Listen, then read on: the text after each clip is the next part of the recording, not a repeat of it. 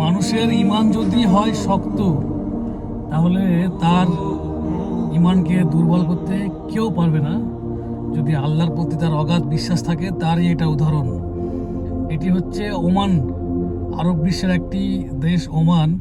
সেখানে এই তপ্ত মরুভূমির মধ্যে এখন তাপমাত্রা কিছু না হলেও আমরা পাহাড়ি এলাকার মধ্যে ঘিরে আছি, আর বদ্ধ জায়গায়, এখানে হাওয়া আসে না বললেই চলে। নর্মালি অন্যান্য জায়গায় ফাঁকা জায়গা হলে প্রচুর হাওয়া বহে, কিন্তু এই জায়গাটায় হাওয়া আসে না। তপ্ত একদম মরুভূমির মধ্যে, কিছু না হলেও এখানে 40 প্রায় বেশি হবে তাপ। এর মধ্যে এই মানুষটি দাঁড়িয়ে দাঁড়িয়ে নামাজ পড়ছি, ফাঁকা কিচ্ছু নেই আশেপাশে, এই রোদ্দুরের মধ্যে। এই যে পাথরের উপর নামাজগুলো পড়ছি, এখানে গিয়ে স্বাভাবিকভাবে দাঁড়ানোই অসম্ভব।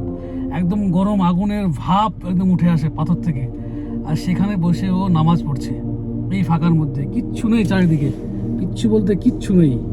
এটাই হচ্ছে আল্লাহর প্রতি বিশ্বাস। আল্লাহর প্রতি বিশ্বাস